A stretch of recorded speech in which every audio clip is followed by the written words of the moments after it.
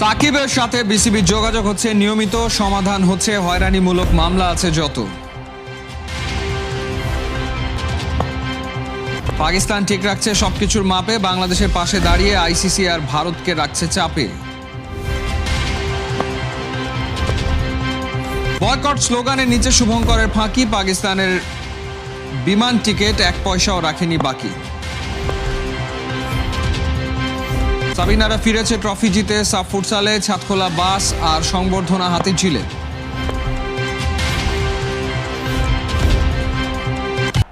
সাকিব কি সত্যি ফিরছেন? সাকিবকে ফেরাতে বিসিবি কি করছে? সরকারের পক্ষ থেকেও কি গ্রিন সিগন্যাল পাওয়া গেছে? অনেক প্রশ্ন।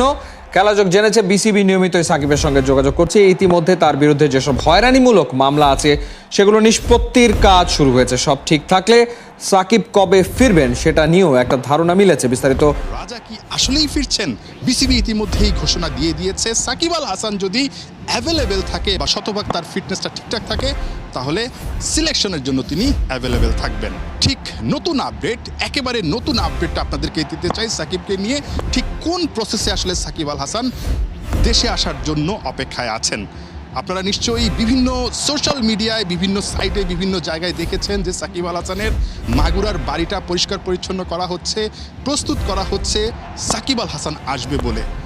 সেটাও একটা ইন্ডিকেশন, বাট তার চাইতে বড় আপডেটটা হচ্ছে সাকিব আল হাসানকে দেশে ফিরিয়ে আনার জন্য আসলে কোন প্রক্রিয়া অনুসরণ করা হচ্ছে। যার নেতৃত্বে ছিলেন পরিচালক আসিফ আকবর, তিনি মূলত সব কিছু আসলে দেখভাল করছেন বা সাকিবকে ফিরিয়ে আনার যে প্রক্রিয়াটা, সাকিবের সঙ্গে যোগাযোগের যে প্রক্রিয়াটা তিনি আসলে মেনটেন করছেন।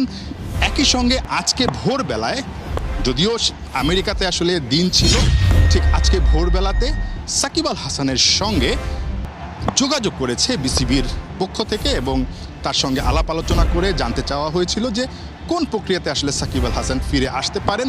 যে প্রক্রিয়া চলছে, যেভাবে আসলে প্ল্যান করা হয়েছে, যতটুকু জানা গেছে তিনি সামনে যে দেশের মাটিতে মার্চে পাকিস্তানের বিপক্ষে হোম সিরিজটা আছে, ওয়ানডে সিরিজটা আছে, সেই ওয়ানডে সিরিজের জন্য প্রস্তুতি নিয়ে তিনি দেশে ফিরতে চান। এমনটা হলে খুব সম্ভবত ফেব্রুয়ারির শেষের দিকে অথবা মার্চের শুরুর দিকে হয়তোবা সাকিব আল হাসানকে দেখা যেতে পারে বাংলাদেশের মাটিতে বা এই মিরপুরের হোম অফ ক্রিকেটের সবুজ গালিচায় তাকে হয়তোবা দেখা যেতে পারে, সব কিছু ঠিকঠাক থাকলে। এই যে প্রক্রিয়াটা চলছে, এই প্রক্রিয়ার মধ্যে অনেকগুলো বিষয় জড়িত আছে, বাট বিসিবি যে প্রেস কনফারেন্সটা সবশেষ করেছিল তারা একটা বিষয় কিন্তু ক্লিয়ার করেছে যে তার অ্যাভেলেবিলিটি এবং তার ফিটনেসটা আপ টু দ্য মার্ক না থাকে, সিলেকশনের জন্য তো তিনি আসলে দিন শেষে খেলার জন্য যোগ্য প্রমাণিত হবেন না বা তারা আসলে সিলেকশনের আওতায় তাকে আনবেন না। সো ওই জায়গাটা একটা ব্যাপার আছে। সাকিব নিশ্চয়ই এই সময়টাতে বিষয়গুলো নিয়ে কাজ করছেন। সাকিবের কি করতে হবে সাকিব নিশ্চয়ই জানেন। অনেক আলোচনা আছে, অনেক বিতর্ক আছে সাকিবকে নিয়ে, অনেক মামলা নিয়ে আসলে অনেক প্রশ্ন আছে।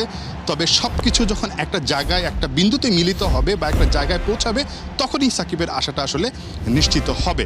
পাকিস্তানের মিথ্যা জারি জুরি সব ফাঁস। একদিকে বয়কট স্লোগান দিচ্ছে, অন্যদিকে সেরে ফেলেছে কলম্বোর টিকিট বুকিং।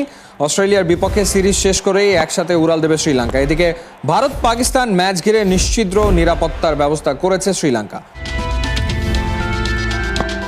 আইসিসির এই অবিচার মানি না, মানব না, বন্ধুর প্রতি সংহতি কণ্ঠে স্লোগান।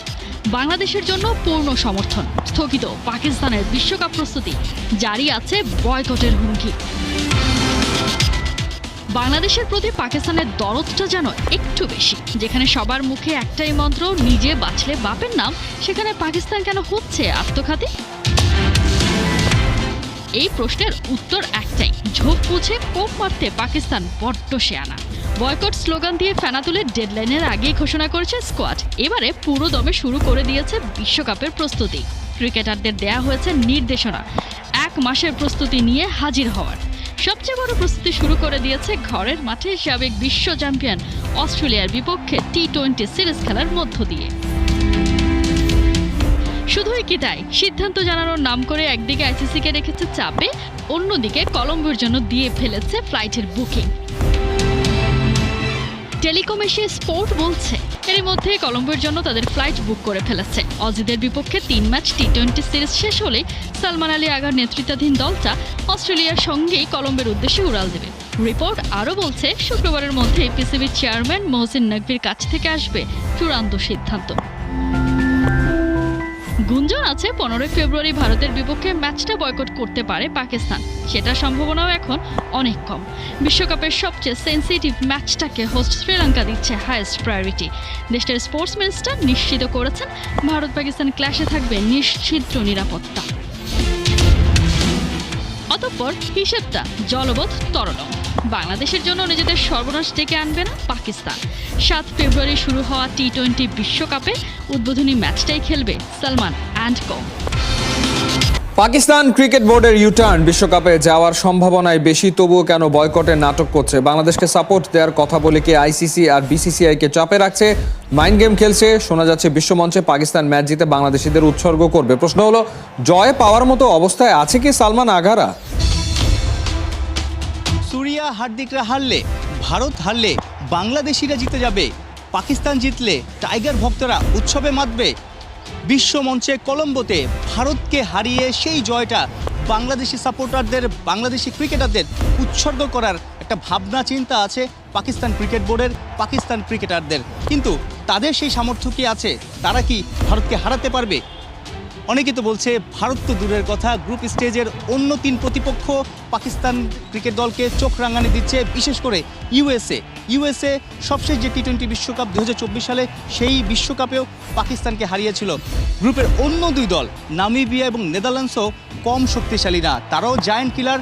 তাদেরকেও আসলে হারাতে হলে পাকিস্তানকে অনেক বেটার ক্রিকেট খেলতে হবে। পাকিস্তান ক্রিকেট দল আনপ্রেডিক্টেবল, মাঠের ক্রিকেটে তারা যে আসলে অনেক চমক দেখাতে পারবে সেই বিশ্বাসটাও অনেকের নেই। তবে মাঠের বাইরে অফ দ্য ফিল্ডে দারুণ খেলা খেলছে পাকিস্তান ক্রিকেট বোর্ড। অর্থাৎ বাংলাদেশের সঙ্গে আইসিসির যে একটা টানাপোড়েন শুরু হয়েছিল ভারতে খেলা না খেলা ইস্যুতে, নিরাপত্তা ইস্যুতে, সেই জায়গাটাতে বিসিসিআই, আইসিসি একদিকে, বাংলাদেশ, পাকিস্তানও ভালোভাবে বাংলাদেশ ক্রিকেট বোর্ডকে সাপোর্ট দিয়েছে।